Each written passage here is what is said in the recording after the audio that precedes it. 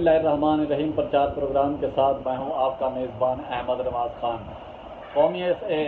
Senate की कैमा committee बराए कानून व इंसाफ में एक मामला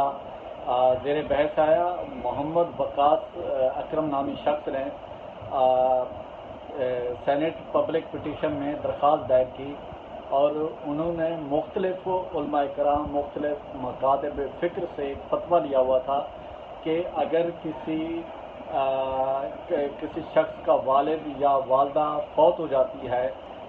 उनके वालदैन से पहले, मिसाल के तौर पे अगर किसी का बेटा फौत हो जाता है जो उसके बच्चे हैं और उसका दादा अगर ज़िंदा है तो वो उनको जायदाद अपनी खुशी से अगर दे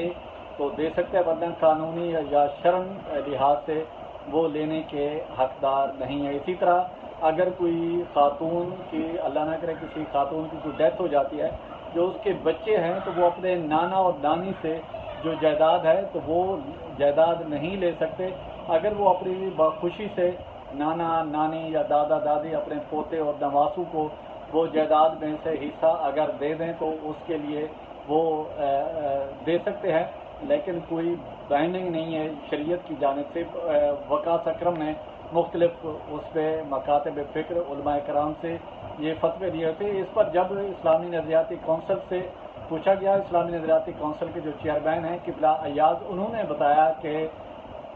इस्लाम की रूह से और उनका जो शोबा तहकीक है उसके मुताबिक बिल्कुल ऐसा ही है कि जो अगर दादा दादी अगर वो अपनी खुशी से अपने पोतों को देना चाहें, अगर उनका बेटा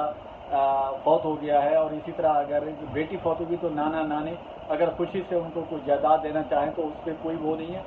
लेकिन अगर कानूनी या शरन उनकी जायदाद वो लेने के हकदार नहीं है। और ये तमाम तर सूरत हाल हमारे लिए भी एक नई चीज़ थी और एक बड़ा सोच में पड़ गए कि इस्लाम तो आसानियाँ पैदा करने का, लोगों को फैसिलिटेट करने का, लेकिन जब मामला उलमा कराम जाता है तो हर उलमा कराम या हर मकातब फ़िक्र अपनी मर्ज़ी की उस पर तशरीह करता है। और इसके साथ इस्लामी नज़रियाती कौंसिल में ज़ाहिर उलमा कराम है, इंसान है, वो भी अपनी उसके मुताबिक दानिश के मुताबिक उन्होंने भी तशरीह की होगी। और इसी पे सेनेटर मियां रज़ा रब्बानी जो कि एक मारूफ वकील भी हैं और फारूक एच नाइक साहब जो साबिक चेयरमैन सेनेट है और ज़ाहिर है वकील हैं और उनका बड़ा नाम है इस पूरे मुल्क में फारूक एच नाइक साहब का, तो उन्होंने बड़ी अच्छी बात की। उन्होंने कहा कि 1961 का जो ऑर्डिनेंस है उसमें ये सारी चीज़ें कवर हैं और लोगों को जो जायदाद में हिस्सा नहीं देते, बेटियों को या बेटियों को, खासकर ख़वातीन को, और उस हवाले से या दीगर इस मामले को, तो इस पे 1961 का जो ऑर्डिनेंस है उसमें सारी चीज़ें कवर हैं। और उन्होंने इसमें ये भी बताया कि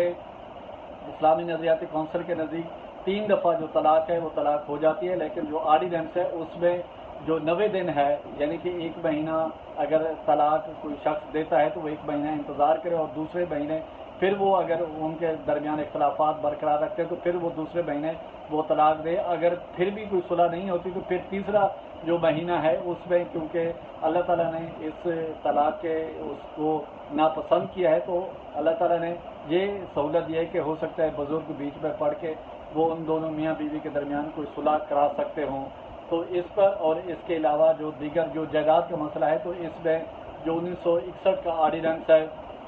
उस हवाले से भी जो मामला इसमें कवर प्रोवाइड है कि पोता पोती या नवासा नवासी को नाना नानी या दादा दादी वो जायदाद देने के पाबंद हैं और इसमें कोई कदगन वगैरह नहीं लगाई गई। ये तमाम मामला था जो फारूक एच नाइक साहब ने भी ये मामला जो कमेटी कैमा कमेटी कानून से इंसाफ की सेनेट की कैमा कमेटी उसको इस हवाले से बताया। और जो पिटीशन लेकर आया था तो उससे जब पूछा गया था आप अपने पोतों या पोतों को,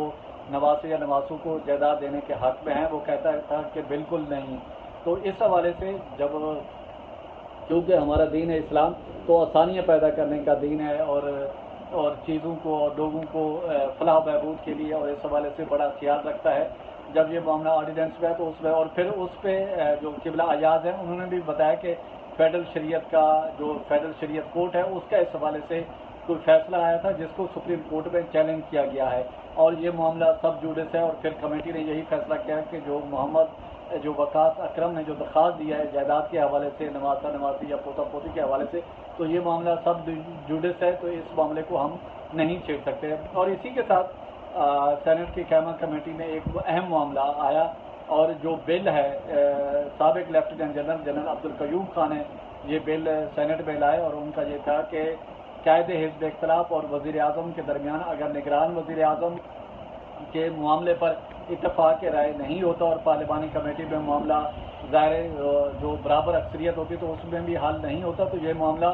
آٹومیٹک سپریم کورٹ میں جانا چاہیے۔ اور اسی کے ساتھ چیف الیکشن کمیشن کی تقرری کا معاملہ بھی اور دیگر اس سے ریلیٹڈ جو معاملات ہیں وہ بھی، جس پر سینیٹر میاں رضا ربانی نے کہا